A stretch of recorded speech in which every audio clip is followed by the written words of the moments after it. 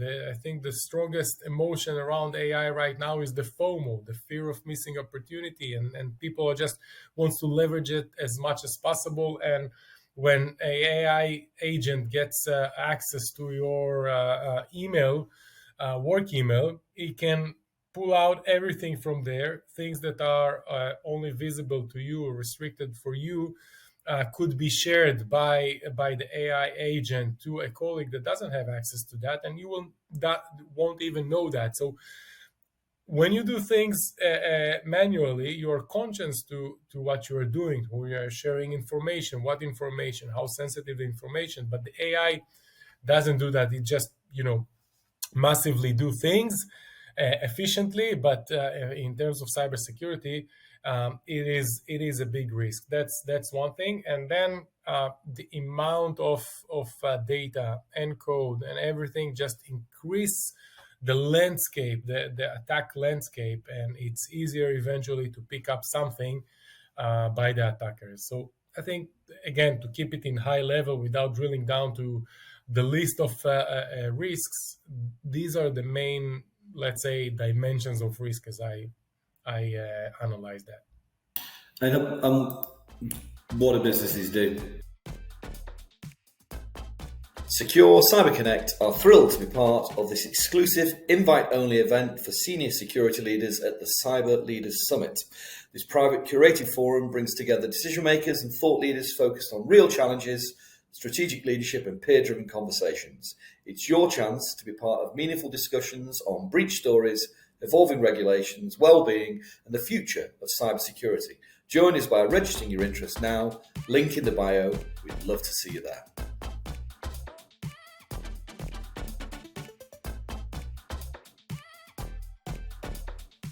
Welcome to the Secure CyberConnect podcast with Jay Adamson and Warren Atkinson. We're joined by information cybersecurity, technology, and talent acquisition professionals who share their journeys, unique perspectives, and offer advice and guidance. Our topics on this episode will be Security First Culture 101, leadership, insider threats, data, quantum risks, IoT and OT challenges. Today we're thrilled to be joined by Amir Vashkover. Amir is an accomplished cybersecurity leader with over 20 years of global experience across information security and compliance, within various technical and business roles. He's currently head of data security at Philips, where he drives enterprise-wide strategies for securing digital transformation and secure GenAI adoption. With his various leadership roles, Amir has both built and led global security programs, professional services teams, and strategic alliances. As a former lieutenant colonel in the military, he always brings a mission-driven approach to leadership and a deep technical acumen to all of his previous roles. He holds an MBA and a BSc in electrical and computer engineering and volunteers as a certified EMT within the Red Cross. Amir is also an accomplished triathlete and marathon runner who enjoys pushing his aerobic limits, but also unwinding from the rigours of cybersecurity by hitting the road and taking long-distance adventures on his motorbike. Amir, welcome to the Secure CyberConnect podcast. Thank you for joining us today. Thank you very much, Jay, for inviting me. Thank you, Warren. Thank you, Jay. So, Amir, just to kick things off, wonder if you could just give us a very brief, high-level overview of some of the key themes we're going to be exploring in our discussion today. Yeah, thank you, Jay. So as everything in security, we normally divide our approach, our strategy into three main pillars. That will be the tools and technologies, the processes, and the people. Now, there is no real scientific prioritization between the three elements, but for me, it's always people first. And people first could really impact security to the good way, to be the best defenders of the organization, but on the other hand could be also the weakest link. And today I would like to share my thoughts about the people aspect of the organization under the context of information security.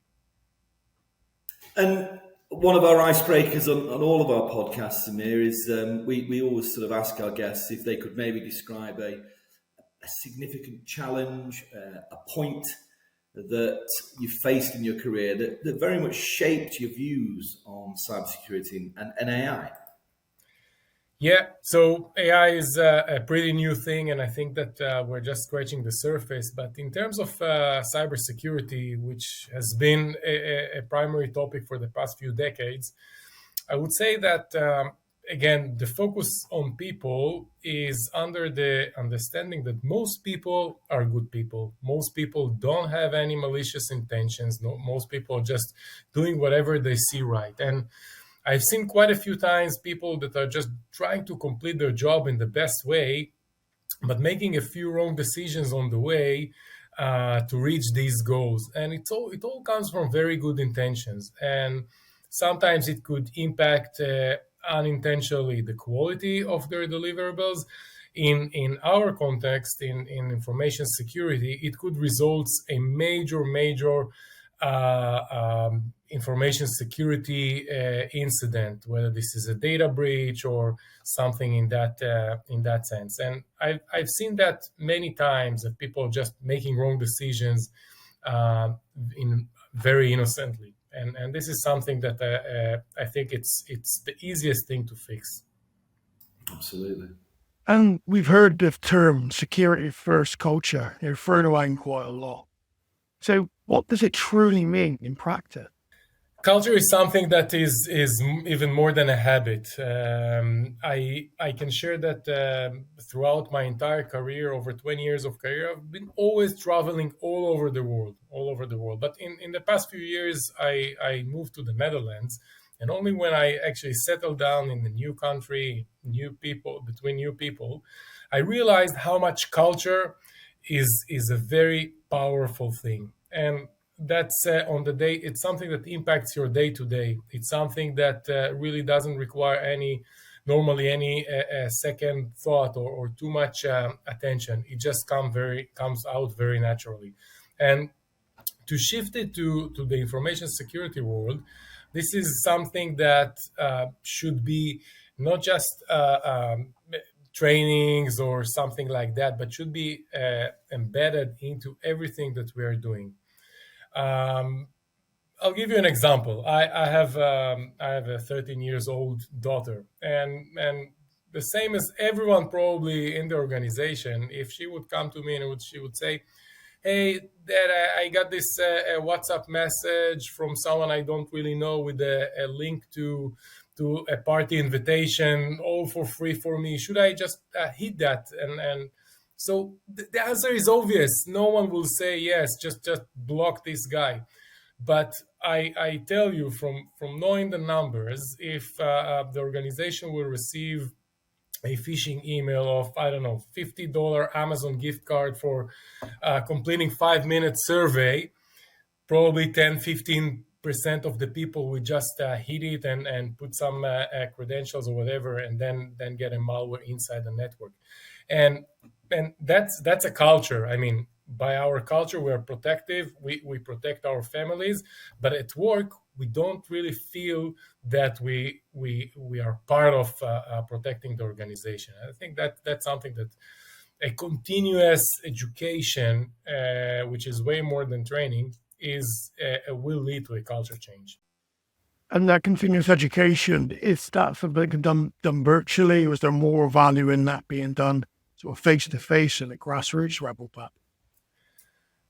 When people meet in person, the dynamics is different. It's not just exchanging information, exchanging content. It's more, it's getting absorbed, with more senses. So I always feel that meeting in person with different dynamics, not even necessarily in a meeting room, but maybe to meet at the cafeteria, or maybe to meet in some whatever different environment, and face to face, can make more impact. It makes more trust between the people. It makes them a bit more a personal level, rather than just sitting in front of a two-dimensional monitor and exchange content and ideas. So, but on the other hand, this is life. We are, at 2025, and a lot of our communication, a lot of our interaction is being done digitally, and we cannot just limit that to face. So I think it's, as everything else in life, it's all about the balance, and everything has advantages and disadvantages. And are there ever ways that leaders perhaps should be communicating the importance of security to non-technical teams without overwhelming them? Yeah, I think this is a key. I think in that sense, cybersecurity it's really like safety, like sustainability, like quality. It's something that everyone needs to commit to. I don't see a reason why. It's like speeding limits on the road. There is no different speeding limits on the road for common people and whatever. So everyone should respect the same safety rules, and the same thing for the organization about cybersecurity, because one person that makes the wrong choice and enters his credentials can make a damage. And you know what? The leadership, the more senior people that have more access to very sensitive information and strategic plans and financial numbers, etc., they are actually more vulnerable, more targeted, and therefore they need to be more security savvy and security aware than others. So it's really something that needs to be in place, because practically they can cause more damage, non-intentionally, of course, but still, and also to drive the right security culture. Yeah, we've certainly seen an uplift of that, and we've seen senior level executives get targeted, and their family members, their children in particular. There's been some attacks, incidents in Europe, in the US, for instance. There's been kidnappings, for instance. Now, when it comes to communicating with C-suite, is there a go-to analogy that you use to sort of communicate security terms? I think that the FUD strategy, the fear, uncertainty, and doubt, that was kind of a strategy for vendors to sell their products, and insurance companies, etc., or security professionals that go to the business leaders, is a little bit obsolete. I think that driving the prioritization, because it's all about priorities in life. You will never be able to completely block and protect yourself and to be 100% safe. So it's all about prioritization. And I think that should be very much risk driven. But not only. I think most of the organizations say, hey, we're risk driven, we need to be risk driven. But there are a few more dimensions that eventually need to be embedded into the prioritization. That should be the threats as well. Again, senior leadership are more threatened than maybe less influential or people in the organization. So it doesn't mean that we cannot trust our exco because they will do something, but they are just more targeted victims, potential victims. In addition to that, the leadership needs to decide what is their risk appetite and approach to cybersecurity. They want to be more proactive in terms of information security. It means to put more tools and capabilities to prevent, to focus more on prevention, or to know that, hey, consider you're breached. You'll always be breached. Sun Tzu said that in the Art of War a few hundred years ago, that the defense line will always get cracked, and then they can invest more in the contingency, business continuity, disaster recovery. It's a management decision. So I think these three elements should eventually drive the prioritization, where the budget should go and how to navigate the security strategy. I appreciate you sharing. And you've talked about the human factor already on this episode, Amir, and it's clear that the balance between technological defences, human behaviour, it's shifting more and more, I guess, towards a model where each one reinforces the other, rather than, as many fear, one actually replacing the other. How do you see the balance evolving between these defences and human behaviour in security going forward? Yeah, it's we still don't know where the AI will take us, and some people, we already just ChatGPT 5 was released yesterday, and Sam Altman says that it has a PhD level of on knowledge and stuff like that. So we don't know. We've seen all these science fictions movies many years ago, and maybe we'll get there. But till there, I think that the people are still in control. But it's easy now with the technology and then the AI to let things just flow without criticizing too much what is going, without the proper judgment of what they see and stuff like that. So if you have certain automation workflow, and or you have a certain tool that give you some dashboards and analysis and doesn't fire up any red flag or red alert, then they say, yeah, everything is fine, and it's easy to outsource your thinking and your decision making to the tools completely, because we become a little lazy in that sense, because we have all these tools and we just don't count on that. That's Take, for example, go to the medical or healthcare vertical. At some point, doctors will rely a lot on AI for helping them to decoding images and stuff like that. But I'm certain, I'm confident that it will be just decision support, because the doctor knows that the responsibility is on him eventually to really bring in his knowledge, and this is his decision.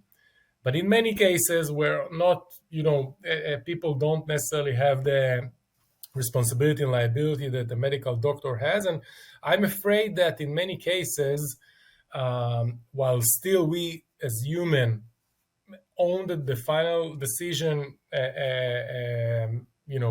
accountability will rely more and more on tools, and will be, it will get more and more lazy in that sense. So that's a little scary.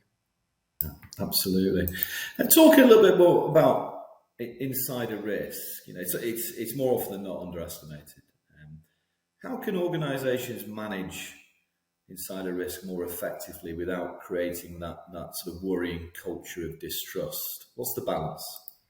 Yeah, I completely agree with you. I think it's a little underestimated because it is a very sensitive thing. Because I think that upfront, when we say insider risk, it feels like we don't trust our people. We think that they will do something wrong, and we think that we need to monitor them, or the big brother and stuff like that. And it has a lot of pushback also, from people that actually very into putting the best security controls, and those people that feels like they're being monitored or mistrusted, and that's why it's underestimated, because of this understanding or concern. So to start with, I think it's important to explain that insider risk, in most of the cases, are not malicious. Again, they are victims, and we are protecting the people from being victims. We, as security experts that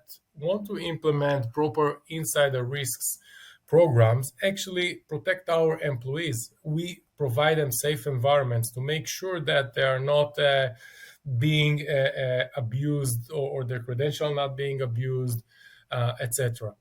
And yes, there will be a small minority of people, disgruntled employees, or for whatever reason it is, that will try intentionally to do something, and we'll capture that as well. But this is also something for the good of the entire organization, because in organization, if there is, like, I don't know, 95, 99% of the people are very good people, loyal to the organization, but 1% wants to steal intellectual property and sell it to the competitor, that will actually harm the entire organization. So I think eventually we need to control the bad seeds, that in some percentage always will be, but the majority of the people are good people, and they should support to be protected by not being victimized or not being abused, and also to monitor those people that will like to make harm to the organization. Once the organization, the employees will understand that, I think it will be easy to deploy and get the collaboration from everyone. Yeah, and we've certainly seen both insider threat and insider risk, be a massive challenge over the last sort of 36 months prior. That was obviously due to the shift with people going into hybrid roles or working remotely back into the pandemic. But that's been flipped on its head. We're seeing an increase now of people returning to the office or returning to work on site. So I'm curious, what positive impact has that had on security? So, as everything in life, things are impacting for the good and for less good of things. I think that returning to work, actually, it has very good aspects on or very good impact on all aspects, whether this is productivity, the relationship to other colleagues, and the commitment to the organization. So just by returning to the office itself, I think it raises the commitment and the loyalty to the organization and to the peers, and it already improves the insider or mitigate the insider risk. With that said, the attackers that are posing the threats keep evolving and keep adapting to the change of the landscape. So going back to the office is not just something that is good, because the attackers now will already started to try to attack the organizations in different ways. So that could be to leverage that sense of safe environment, that you are under the corporate Wi-Fi, and that you are within the corporate gates and fence physically and digitally, and you trust everyone. But at the same time, if a visitor gets into the organization, and he can browse freely in the offices, and no one locks his computer, and people are just leaving papers on the desk, etc. That because they feel safe, they're at the organization, it's protected. Then it could be a different risk, and which is increased comparing to the previous work model. So there is nothing perfect, and I think we all in cybersecurity, information security, need to adjust and adapt all the time to the change threat landscape. Yeah, some really interesting points, and appreciate you showing sort of both perspectives. And could you perhaps share with us some real-world examples of how organizations have empowered employees as proactive security defenders? Yeah, so just a few weeks ago, we all read about Satya Nadella that sent out an email to all Microsoft employees and said that, hey, this is the responsibility of all employees at Microsoft, and this is going to be one criteria for the employee evaluation, because everyone can impact for the good or for the bad on information security and incidents. So that's really one thing, that this is the top-down approach straight from the CEO that said, hey, you are liable to that as well, and you will be compensated or reviewed accordingly. But at the other hand, I think that the same as like quality, if we are all producing stuff, whether this is paper and content, whether this is a product or design or selling, we all deliver stuff, and everything needs to be in a high quality. And I think organization that includes information security standards as an aspect of quality will actually drive the commitment and the pressure, but in a good context, on people to deliver and to act in a responsible, secured way. And looking a bit more at going back to sort of AI, and with the rapid adoption of more and more GenAI tools, let's talk a little bit more about what key security risks that companies should consider, and maybe how can businesses ensure a more responsible and secure use of AI technologies in their environments. Yeah. So AI is just a whole new world that was opened up to us, and there are so many aspects and dimensions to that. So, only talking about AI could take the whole time of this podcast, and of course, there are so many about AI. But just to briefly share what I see as maybe the top 2 or 3 things that we need to tackle. And of course, the OASP organizations release the top 10 risks of AI and agentic AI, and it's a whole world. But I think to keep it more in in a high level, AI is bringing, first of all, it's a very powerful tool, powerful technology, and it just depends on which hands it is being used. So for the attackers, it completes a whole new world of new attack vectors, a new, a higher sophistication level of attacks, and more aggressive and brute force attacks and wider attacks, etc. That's when the AI is being used by attackers.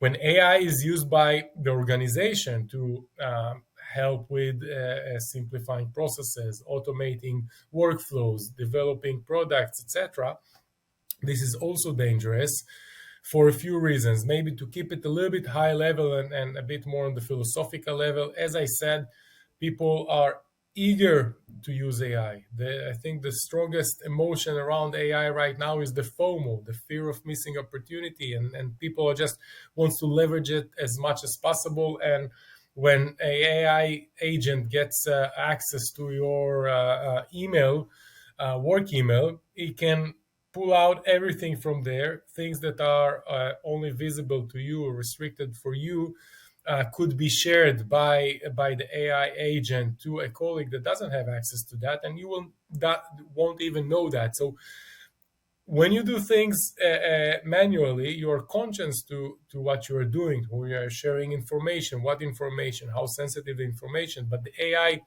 doesn't do that. It just massively do things efficiently, but in terms of cybersecurity, it is a big risk. That's one thing. And then the amount of data and code and everything just increase the landscape, the attack landscape, and it's easier eventually to pick up something by the attackers. So I think, again, to keep it in high level without drilling down to the list of risks, these are the main, let's say, dimensions of risk as I analyze that.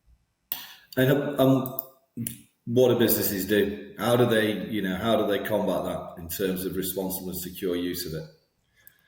First of all, it's to try and put some governance into that, because again, everyone wants to develop something, to do something, and these tools are available at the organization, whether this is the Copilot or Enterprise ChatGPT or Perplexity or others. Sometimes it's also maybe I would say very politically correct AI models that are doesn't get the highest risk score, for example, DeepSeek or others, and are being heavily used, and the group security, the organization that is the CISO office, doesn't even aware of that. So first of all is to get the visibility and the governance of what is going out there.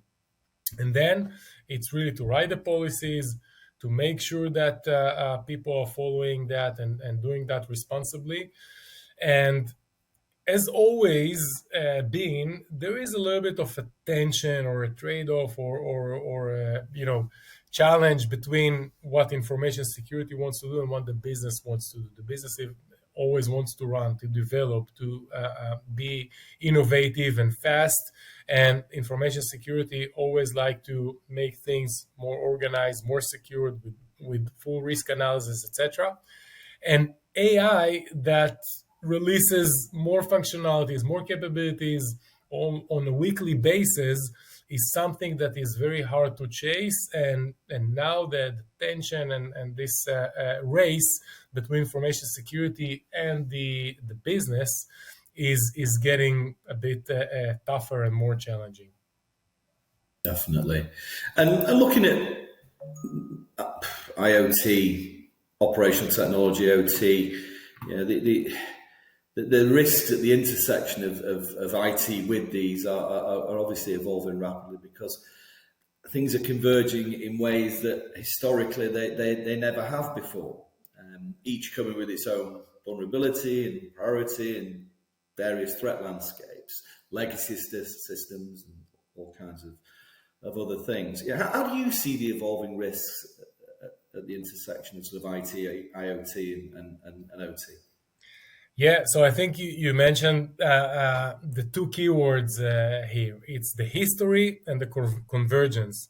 So the OT is, something that was designed many years ago in terms of technology, ages ago, not designed for communication, for too much intelligence, for too much, governance and monitoring, etc. But on the other hand, and that's the history. On the other hand, everything is rushing to be more intelligent and AI based and decision making and independent and connected, etc. So that's by definition has some conflict. It's like always, to continue and patching and patching and patching, but at some point, the framework, the chassis cannot carry it anymore. And that's why, as we are progressing with the new technologies and we want to be more connected and more sophisticated, more autonomous, that our OT will be more autonomous, then the challenge grows. And to bridge between the two, I guess that at some point there will be a kind of a new technology that actually puts everything in one big pile and make sure that they are, as a system, it's being well protected. But I do agree with you that trying to bring up the history in such a fast pace and converge it with the AI and all this magic, just increasing the risk for now.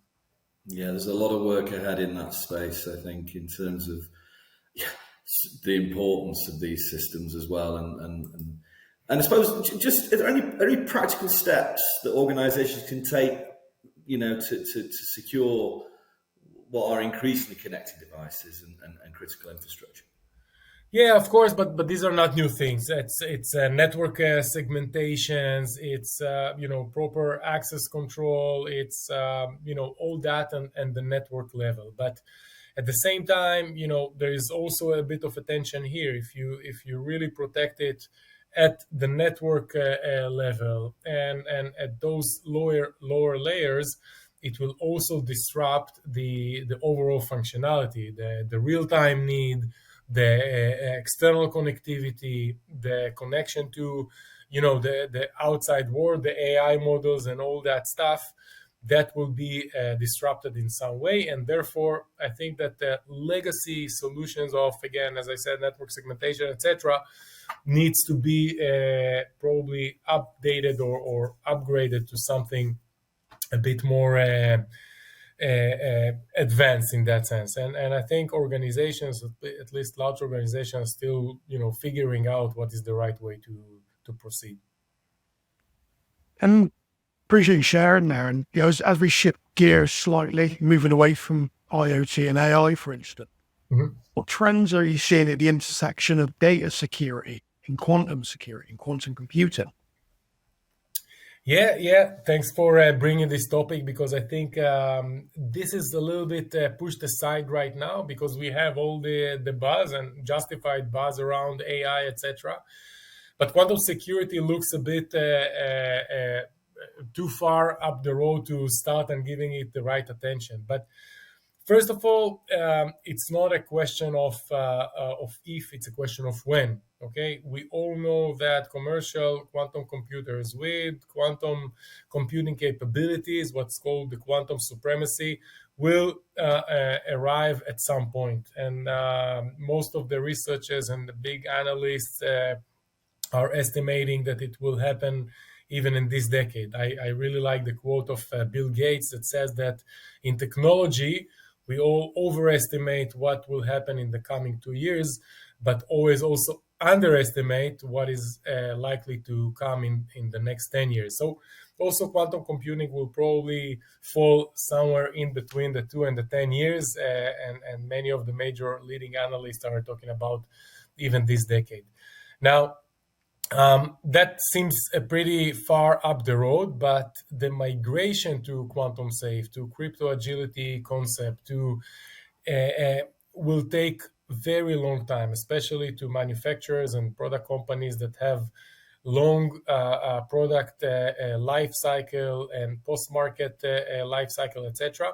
That is something that will be very complicated, and we've seen even other examples in the past, like migrating from TLS 1.2 to 1.3, and that took years.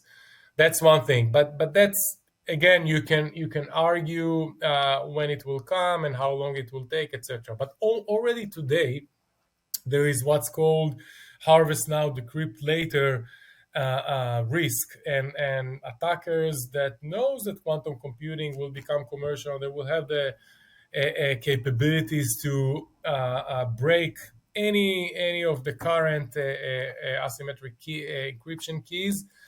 They already start stealing data that they will know that they will still continue to be very sensitive and very valuable in the coming few years. They keep it, and they will actually execute their threat when the quantum computers will come in. This is mostly applicable for critical industries and other industries like the financial sector, like the medical sector, the healthcare sector, both on the privacy side and also because of their product lifespan could be 10, 15, 20 years in many cases. And that's why this is a risk that needs to be addressed already today. Some are saying that it's too late already because it's going to be quite a long journey. Yeah, I appreciate you sharing. And how are your peers approaching the challenges and, of course, the opportunities that quantum tech brings to cybersecurity?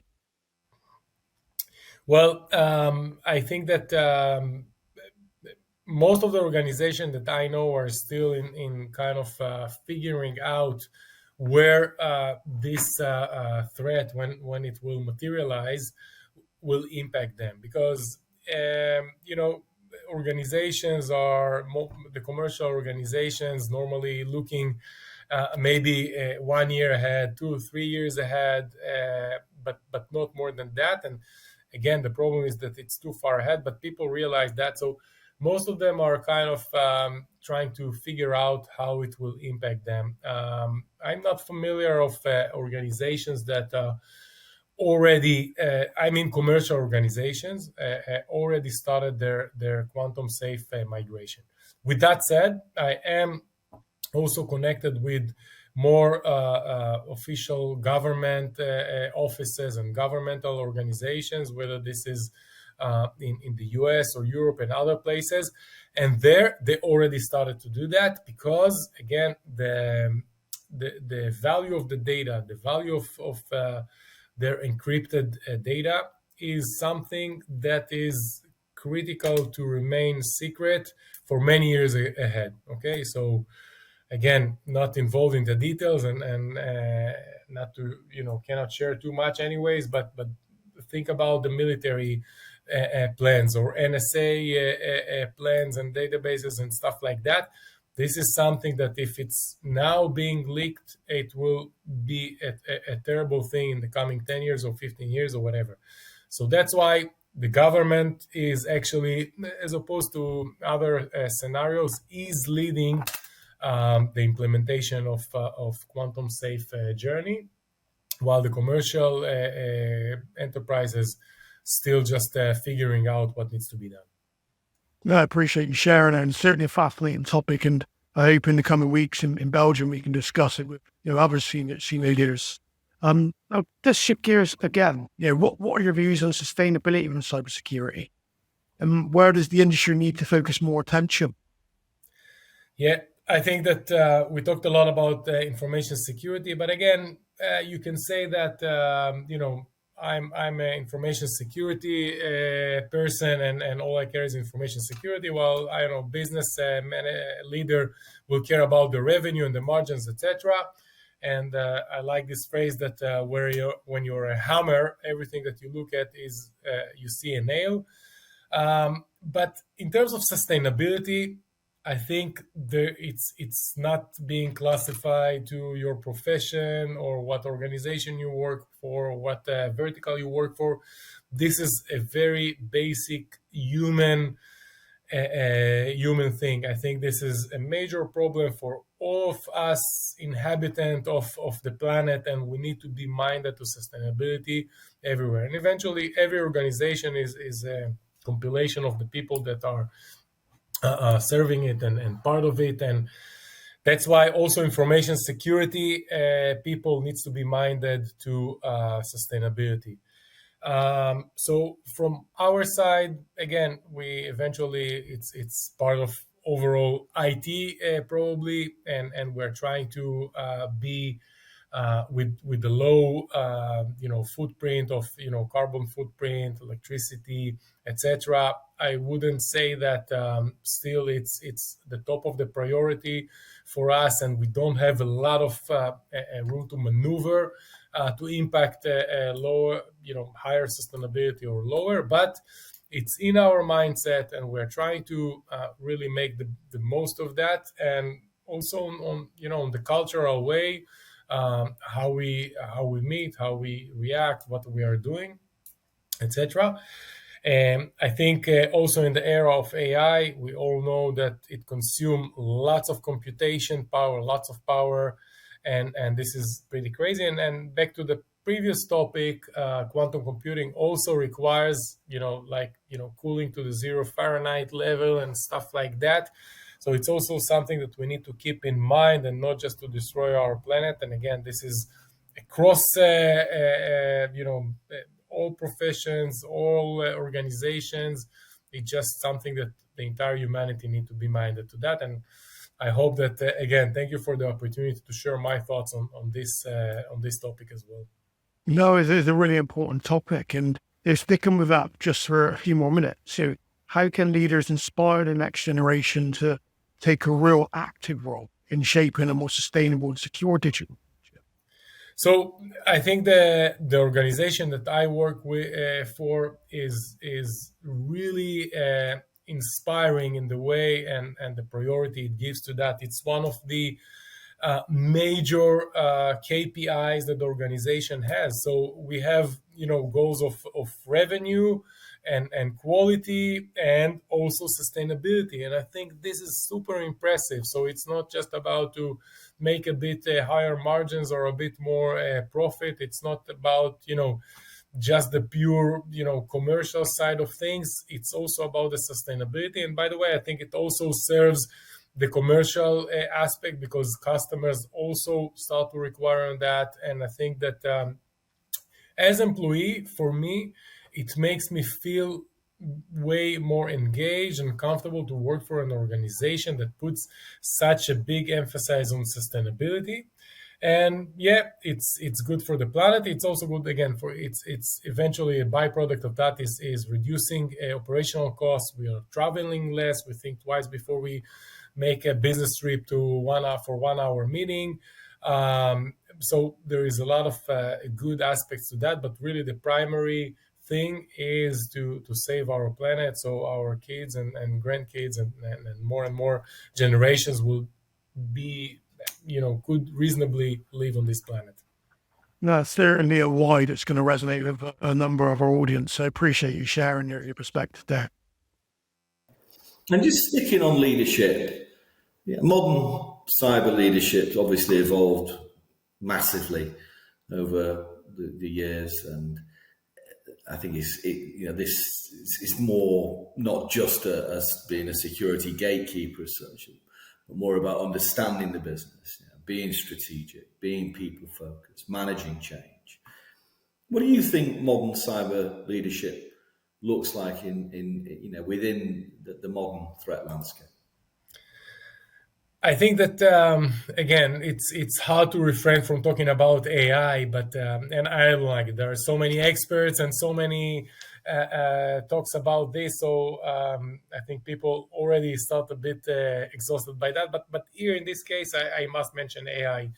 I think that AI is a huge business opportunity for the business to leverage and maximize and augment everything that they were doing so far in enormous way. But on the other hand, we talked about it. It also poses a huge cybersecurity risk if it's not responsibly used and properly set up, configured architectures, etc.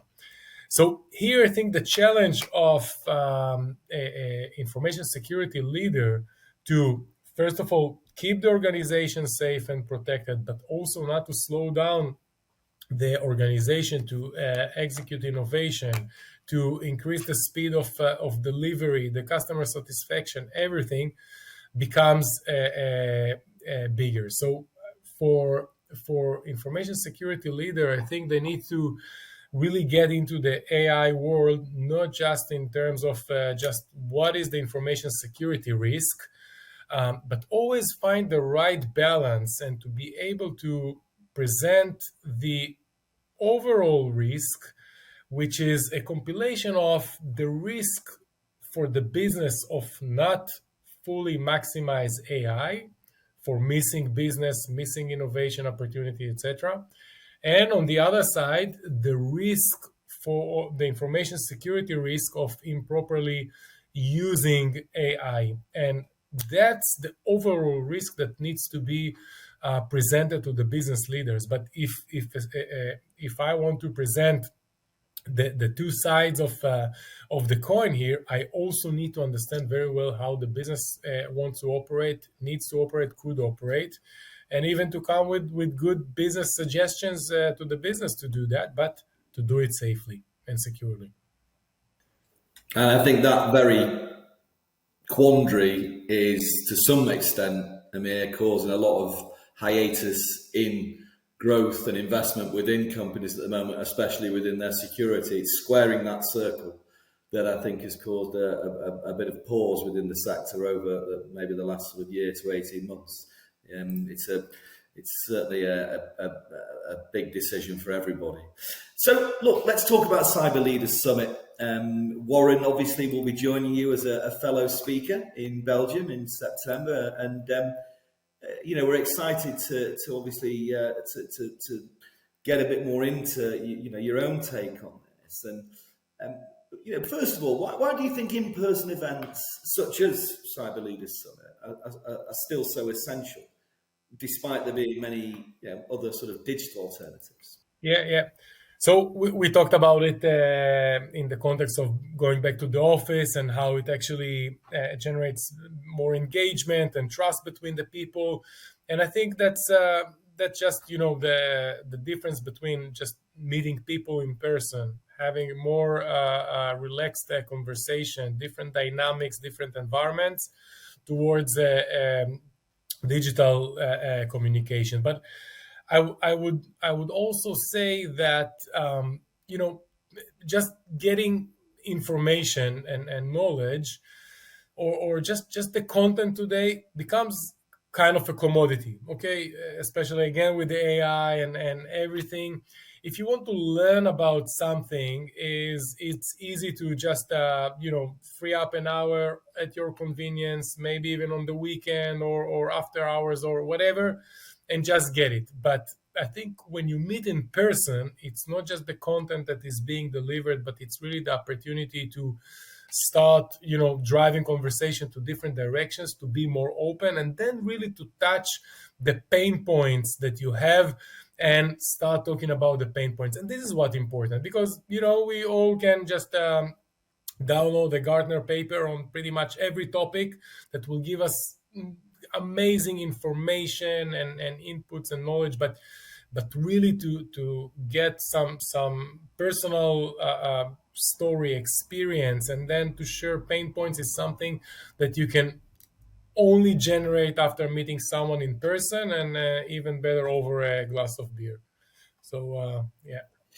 Absolutely. And what are you personally most excited to share or learn at the summit and any events going forward?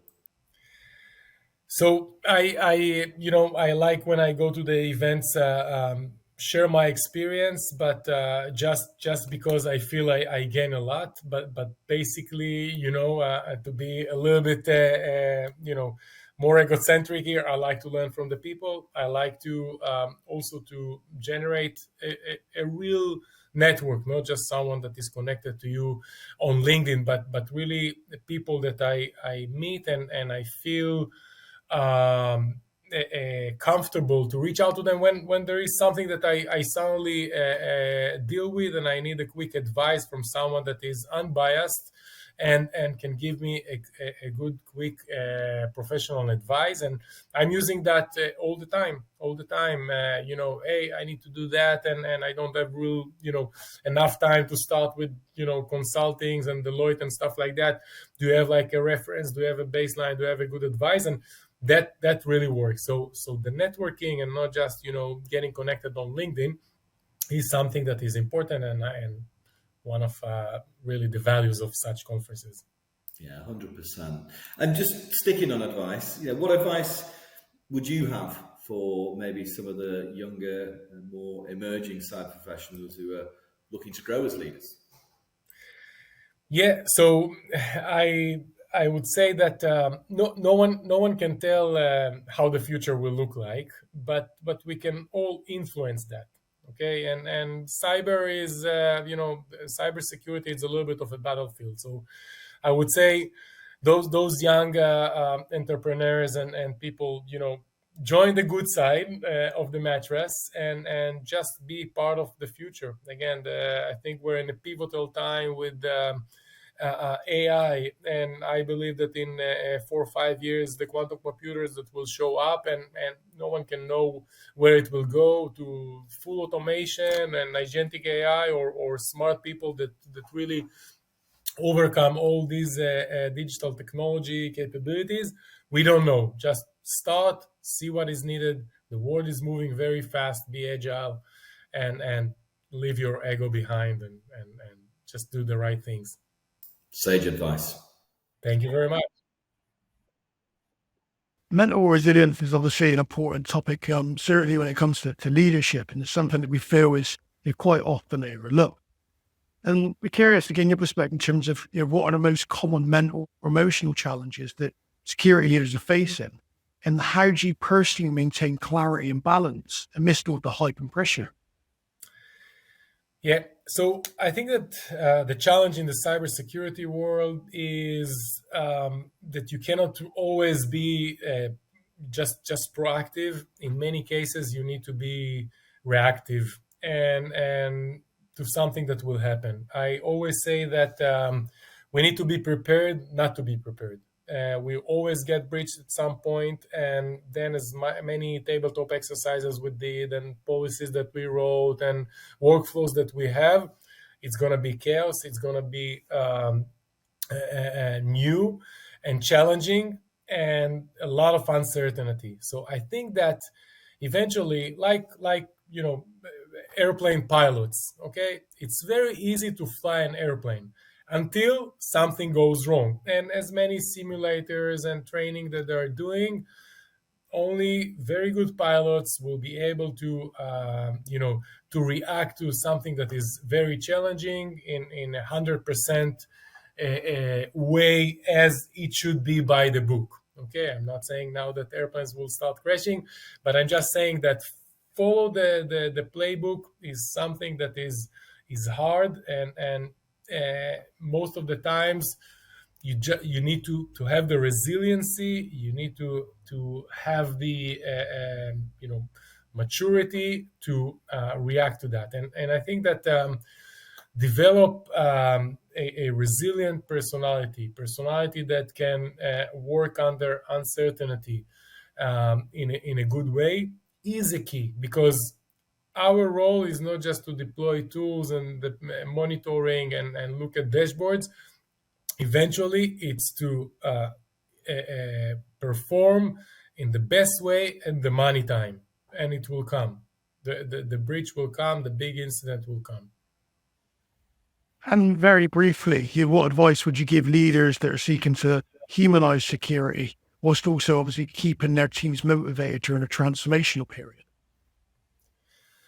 I think that this is a very dynamic thing, and you know, in your job, when you're just doing the very same thing all the time, no matter how interesting it is and how much you liked it, and you maybe chose this path, etc. But if it's every day looks like the previous one, it is something that will eventually you'll get to a dead end, and it will break you. But I think in cybersecurity, every day, almost every day is different. We need to be agile. We need to understand the landscape of the threat, of the risk, of the technology, so many things. And I think this is something that we are lucky to have that profession, because it's always keeps you with high energies, and if you just keep the curiosity and understand that it's always just what and what you prepared for at the beginning of the day, just the tip of the iceberg of what you will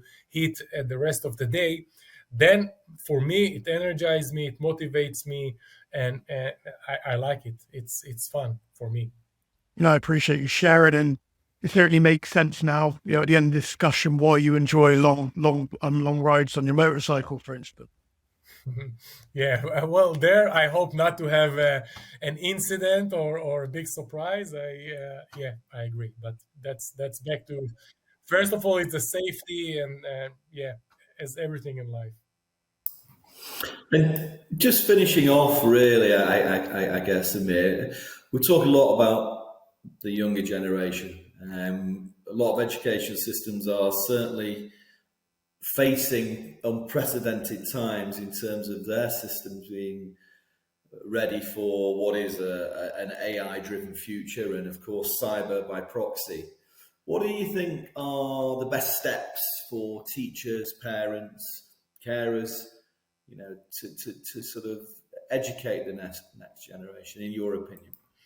I love this question. I love this question again, because we talked about sustainability. It's everything about the next generation. And I have two young kids. My wife, she's a high school teacher, math teacher, and math for decades was considered as the most important topic and stuff. And I'm always, in the past few years, I'm teasing her, and more than ever recently in the past 2 years with the AI tools, I'm teasing her. Hey, who needs math?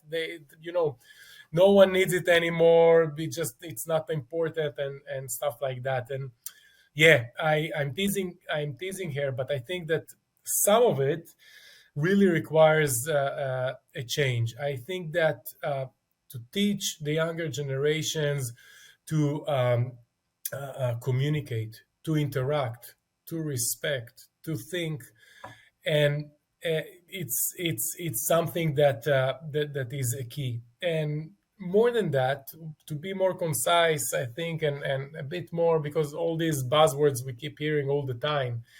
I think it's the young generation has very it's very hard to them to start something from zero, because we have all this technology. At the time, to start a fire, people had to take two stones and to actually generate fire from nothing.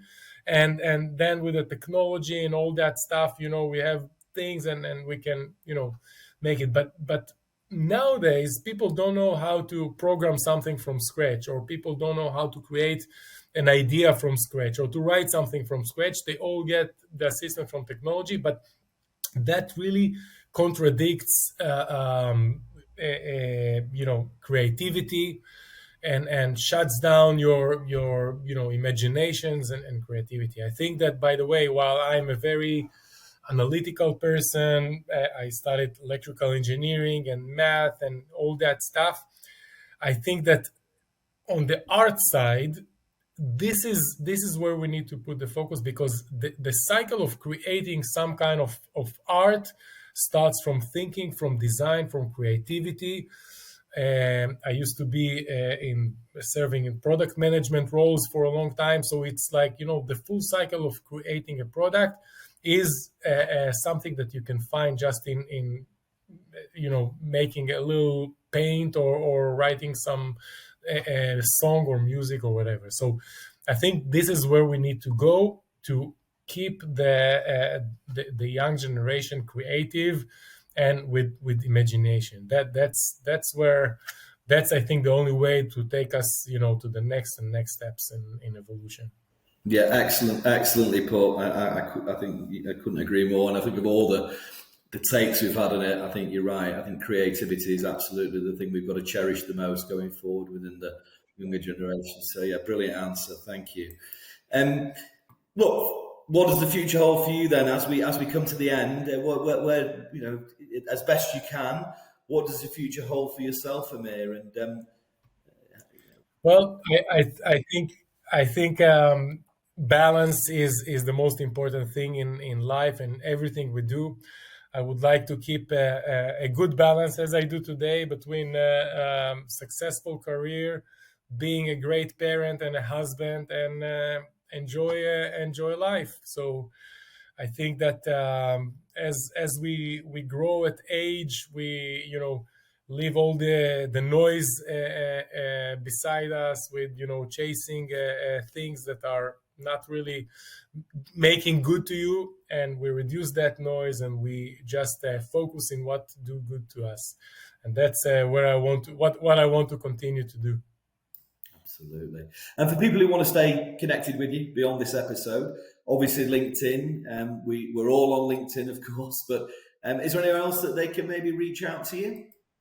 LinkedIn is a great platform, and if you just search my name, you can find a few more websites and publications I've been doing. LinkedIn works great, and I always love to share ideas, not because I like to be heard, but I also like to learn from everyone else. So yeah, please do that. Amazing. Well, thank you so much, Amir.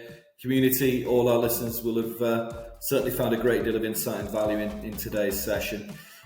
As always, for people to continue the discussion for more sustained engagement, we invite you to join the Secure CyberConnect platform, where we offer a range of collaborative solutions for technology and security professionals at no cost. As always, expansive community access, mutual mentoring, online networking sessions, live events, exclusive interviews such as this, panel discussions and masterclasses. Thank you very much, everybody.